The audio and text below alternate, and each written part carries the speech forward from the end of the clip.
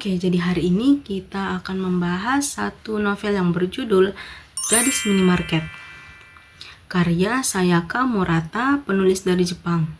Saya pilih novel ini karena jujur, ini adalah salah satu buku yang bikin saya nggak enak pas selesai bacanya. Bukan nggak enak karena jelek, tapi justru sebaliknya. Jadi ceritanya itu tentang Keiko Furukura yang berumur 36 tahun, yang sudah 18 tahun kerja paruh waktu di minimarket yang sama. Keiko ini nggak menikah, nggak punya karir yang dianggap serius, dan bahkan dia merasa nggak ada yang perlu diubah dari dirinya. Masalahnya bukan dari Keiko, tapi masalahnya dari semua orang yang ada di sekelilingnya. Saya pakai pendekatan kritik feminis yang intinya adalah ngeliat apakah perempuan dalam karya ini punya kendali atas hidupnya sendiri atau terus-terusan diatur standar orang lain. Ada 3 hal yang paling mencolok. Yang pertama adalah hidup Keiko dianggap urusan semua orang.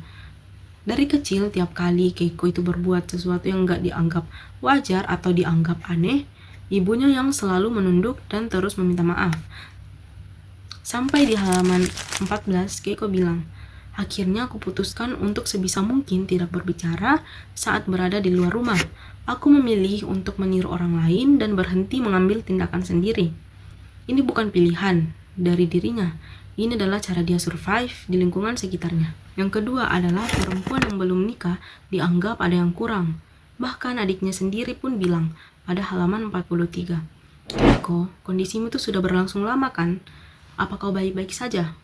Seolah-olah jadi perempuan lajang di umur 36 tahun itu adalah sebuah penyakit. Dan waktu Keiko bilang ada laki-laki di hidupnya, semua orang langsung merasa lega, padahal situasinya jauh dari normal. Ini yang dalam kajian feminis disebut heteronormativity, yang berarti hidup perempuan baru dianggap sah kalau ada laki-laki di dalamnya.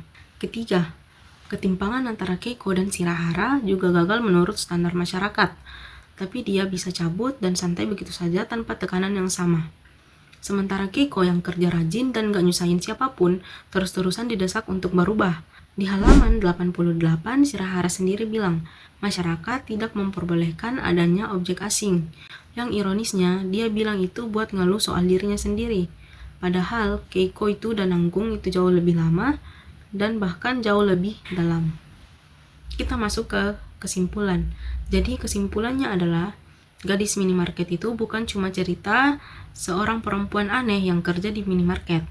Jadi ini adalah kritik tentang gimana masyarakat tanpa sadar terus-terusan ngatur hidup perempuan lewat pertanyaan kecil, rasa khawatir yang gak diminta, dan bahkan standar yang gak pernah kita pilih sendiri. Untuk novel ini saya kasih rating 9,5 dari 10.